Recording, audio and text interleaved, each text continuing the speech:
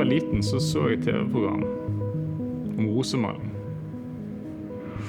Og da gikk jeg tilbake i barnehagen, og så laget jeg et bilde med rosemaling. Og til og med når jeg ser på det i dag, den lille skissen som jeg da ga til min far, så tenker jeg at jeg fikk en direkte kontakt med det jeg så, og det som jeg gjorde. Jeg har vokst opp i denne byen, født i denne byen, og det utrolig flott å få lov å komme tilbake og vise arbeider som jeg har gjort over lang tid.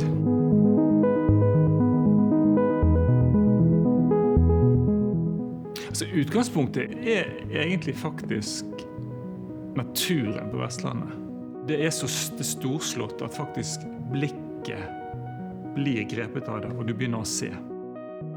På den andre siden så har jeg vært veldig opptatt av det visuelle. Å se hvordan farge og lys og overflater og former blir brukt for å trekke min oppmerksomhet. Og det jo et etisk dilemma, fordi det brukes for å selge produkter eller politisk innhold eller egentlig hva som helst. Men kunnskapen om hvordan det visuelle virker, det synes jeg interessant.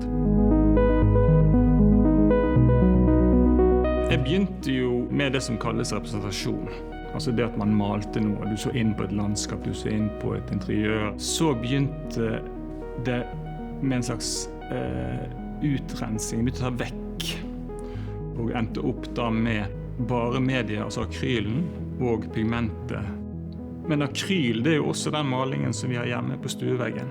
Og hvis vi hadde sett på den i mikroskop, så ville man faktisk sett masse pigment veldig, veldig tett. Og så akrylen bare brukt til å lime det til veggen. Jeg bruker mye akryl. Jeg bruker lite pigment. Sånn at faktisk når pigmentet distribueres i all denne massen, og når den tørker og akrylen blir klar, så det akkurat som pigmentet da blir hengende som en liten planet i et stort rom, og får faktisk bli omsluttet av lys.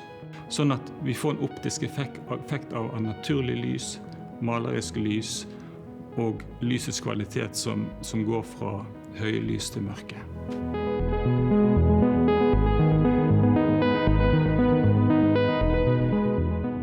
Plutselig så var det tydelig kontakt med publikum.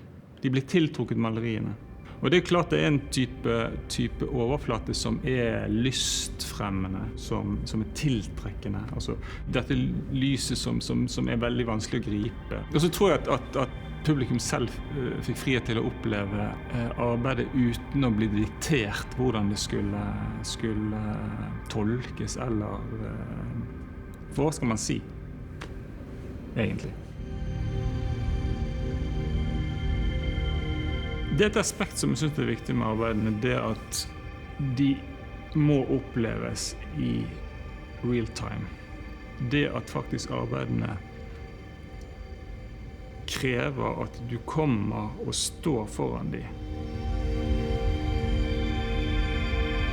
På de store nye arbeidene så bruker jeg 10 liter maling per lag.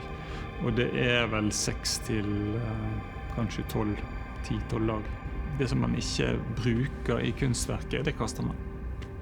Og det gjorde jeg også, helt til jeg bestemte meg for at den lekkasjen ville jeg stoppe ut av mitt atelier. Jeg begynte å definere dette materialet som et materiale i min kunstpraksis. Og det ble utgangspunkt for de skulpturene som i denne utstillingen. Det et resirkuleringsprosjekt, selvfølgelig, men det også det å ha en forståelse av konsekvensene av produksjon. Det at det faktisk ting vil forsvinne ut, men som kanskje kunne vært omdannet til et uttrykk, det også.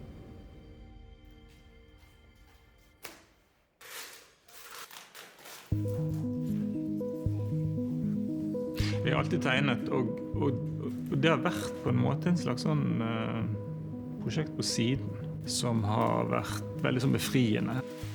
Og denne utstillingen så tenkte jeg nå skal jeg ta og vise arbeidene jeg har gjort i tegning. jeg føler aldri et press til et resultat. Det mer en nysgjerrighet, og det å komme inn i atelieret neste dag og se, har det skjedd noe, eller hvordan skal dette gå videre, og det å gjøre nye oppdagelser, det å finne et nytt pigment. Det er jo et enormt privilegium å få lov å undersøke sitt eget uttrykk og sitt eget visuelle språk. Jeg kan gå inn i mitt eget studio og jobbe med disse tingene og se at ting blir til underveis, og at det tar lang tid. Jeg liker veldig godt at det tar lang tid å arbeide med kunst.